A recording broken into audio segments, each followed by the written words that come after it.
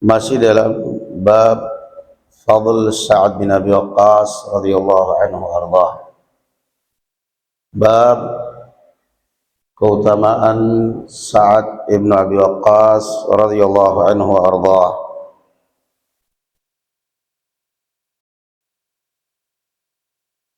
Qala haddatsana Mansur ibn Abi Muzahim قال حدثنا إبراهيم يعني ابن سعد عن أبيه عن عبد الله بن شداد قال سمعت عليا يقول aku pernah mendengar Ali bin Abi Thalib radhiyallahu anhu berkata, ma jama'a Rasulullah sallallahu alaihi wasallam abawaihi li ahadin ghaira Sa'd bin Malik fa innahu ja'ala yaqulu lahu yawma Uhud irmi fidaka abi wa ummi. Kata Ali bin Abi Thalib radhiyallahu anhu ardhah, ma jama'a Rasulullah sallallahu alaihi wasallam, tidak pernah Rasul sallallahu alaihi wasallam menggabungkan kedua orang tuanya kepada seorang pun selain kepada Sa'ad bin Abi Waqqas, Sa'ad bin Malik bin Sinan. Beliau berkata pada saat perang Uhud, irmi Sa'adun fidaka abi wa ummi. Irmi Sa'ad fidaka abi wa ummi. Lemparkan panahmu wahai Sa'ad, saya menebus engkau dengan ayah dan ibuku. Kata Imam An-Nawawi rahimahullahu ta'ala, wa fi riwayatin an Sa'ad qal jama'a li Rasulullah sallallahu alaihi wasallam abawahi wa Uhud. Rasul sallallahu alaihi wasallam menggabungkan kedua orang tuanya kepadaku pada saat perang Uhud. Faqala irmi fidaka abi wa ummi. Dan Rasulullah berkata, lemparkan panahmu wahai Sa'ad, saya menebus engkau dengan ayah dan ibuku. Kata Imam An-Nawawi dalam syarahnya, wa fihi jawazu tafdiyati bil abawain. Di dalam hadis ini menunjukkan bolehnya menebus sesuatu atau mengucapkan ucapan tebusan dengan kedua orang tua. Qala jamaahirul ulama wa karihahu Umar bin Khattab wal Hasan al-Basri radhiyallahu anhuma. Baik.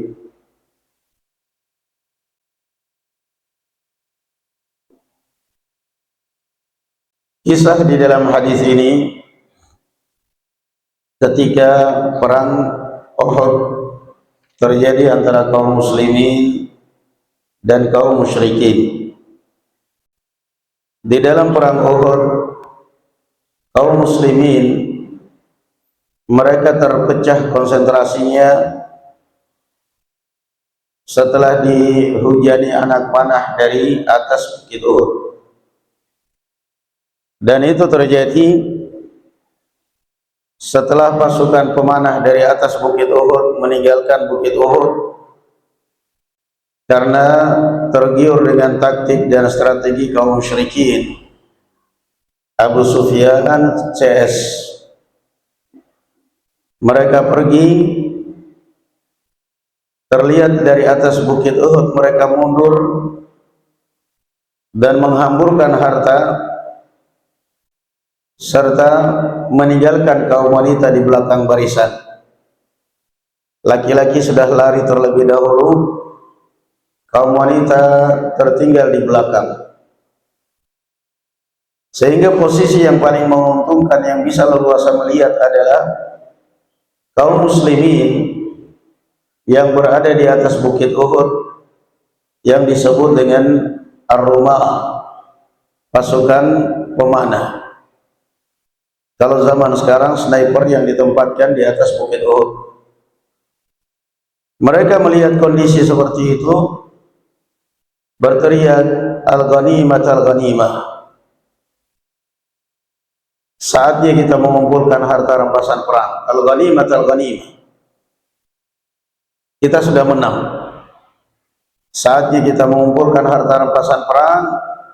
Abu Sufyan dan kaum musyrikin telah melarikan diri. Yang ada di belakang tinggal harta dan wanita. Dan mereka pun lupa dengan wasiat Rasul sallallahu alaihi wasallam, la tabrahu makanakum hatta la ra'aytumuna tatakhattafuna at-tuyur. Mereka lupa dengan wasiat Rasul sallallahu alaihi wasallam, jangan kalian tinggalkan tempat-tempat kalian sekalipun kalian melihat bangkai-bangkai kami dicabik-cabik oleh burung sebelum kalian mendengar komando dari saya. Itu perintah dari Rasul sallallahu alaihi wasallam. Baik. Namun kemudian mereka lupa dengan komando itu, tergiur dengan harta rampasan perang. Mereka turun dari bukit Uhud, meninggalkan bukit Uhud, dan tersisa di atas bukit Uhud hanya beberapa orang sahabat yang bertahan. Khalid bin Walid radhiyallahu anhu yang saat itu masih musyrik, belum masuk Islam, sebagai salah satu panglima pasukan sayap kanan atau sayap kiri kaum musyrikin atau sayap tengah, dia melihat peluang besar ketika memandang di atas bukit Uhud hanya tinggal beberapa orang.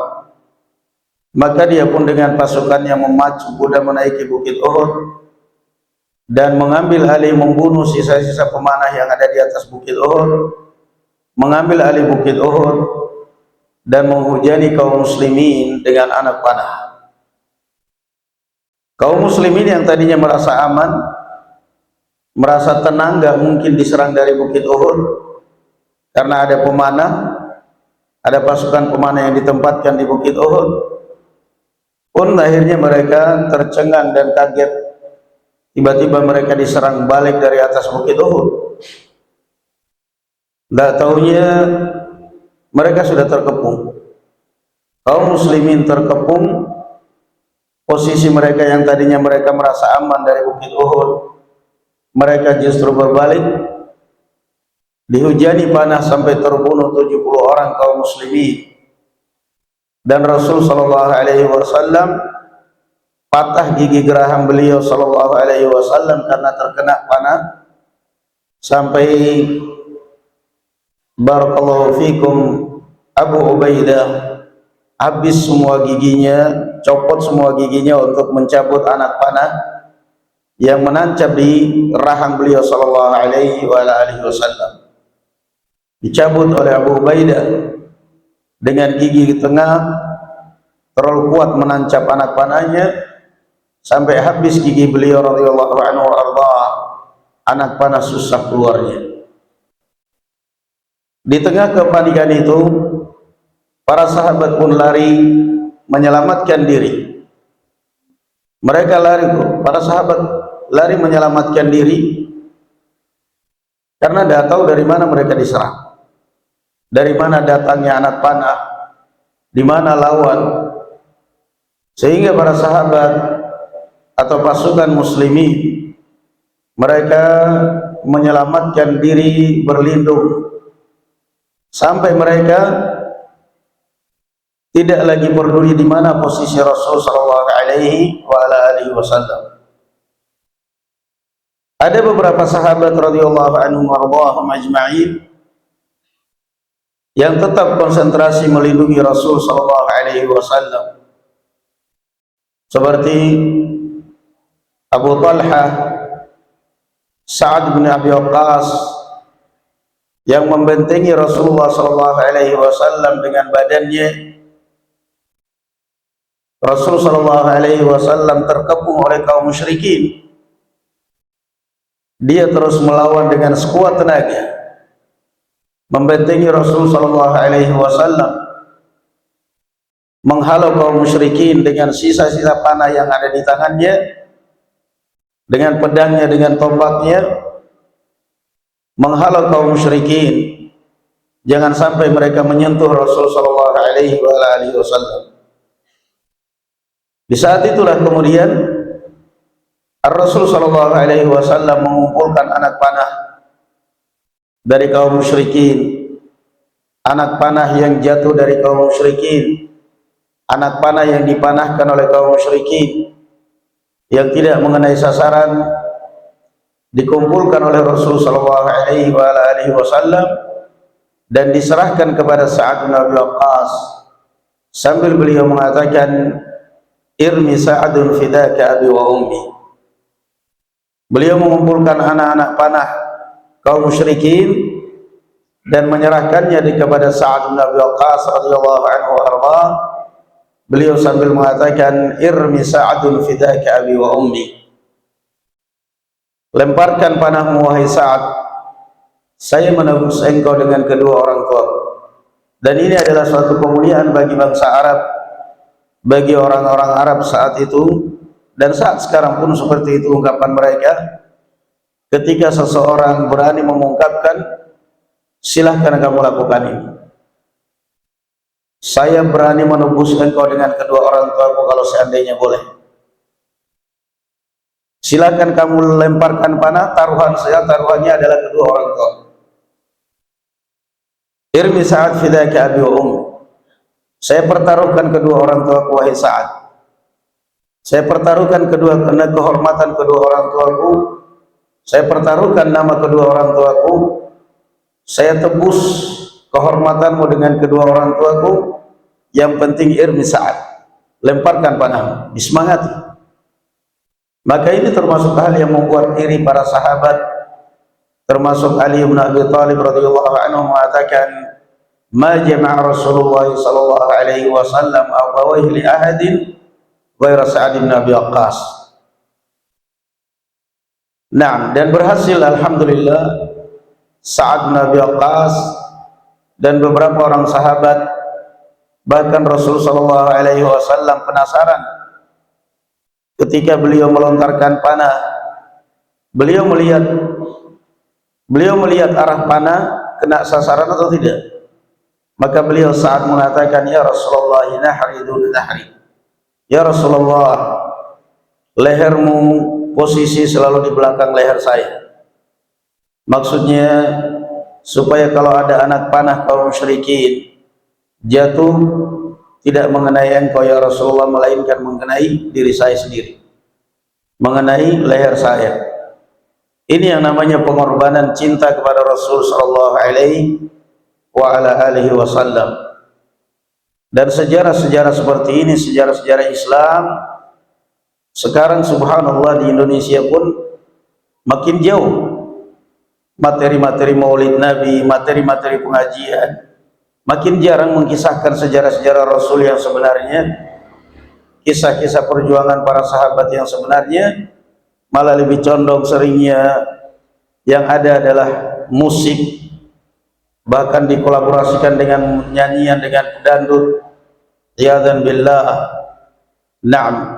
Kalau sudah seperti ini, alhamdulillah, akhirnya umat juga makin cinta kepada dakwah sunnah, makin cinta kepada dakwah sunnah, karena melihat kemurnian agama, kemurnian akidah yang tidak dicampur dengan kemaksiatan, yang tidak dicampur baurkan dengan kebid'ahan. Nah, itu salah satu kisah yang terjadi kepada Sa'ad bin Abi Waqqas. Salah satu keutamaan Sa'ad bin Abi Waqqas, Ar-Rasul sallallahu alaihi wasallam menggabungkan dan menebus nyawanya dengan kedua orang tuanya. Irmi Sa'adun fidaka abi wa ummi. Dan ini juga memberikan pelajaran kepada kita bahwa segala sesuatu di dunia ini adalah takdir. La yughni hadarun min qadar. Tidak akan bermanfaat apapun kalau sudah takdir berbicara. yang melarikan diri ada yang mati, sementara Sa'ad dan beberapa sahabat yang membentengi Rasul yang dihujani panah oleh kaum musyrikin selamat. Nah, yang tinggal di belakang terbunuh, meninggal, sementara Khalid bin Walid radhiyallahu anhu yang selalu tampil paling depan dalam setiap pertempuran kaum muslimin sebagai panglima perang tidak pernah terbunuh, luka tapi tidak pernah meninggal. Itulah yang disebut dengan takdir la mayugni hadarun min qadar. Mau diberhati-hati sekuat apapun, kalau sudah takdir berbicara, gak akan ada yang bisa menghalangi dan menghalau. Na'am, barakallahu fikum, wallahu a'lam bis-shawab, walhamdulillahi rabbil alamin. Subhanakallahumma bihamdik, asyhadu an la ilaha illa anta, astaghfiruka wa atubu ilaik. Assalamualaikum warahmatullahi taala wabarakatuh.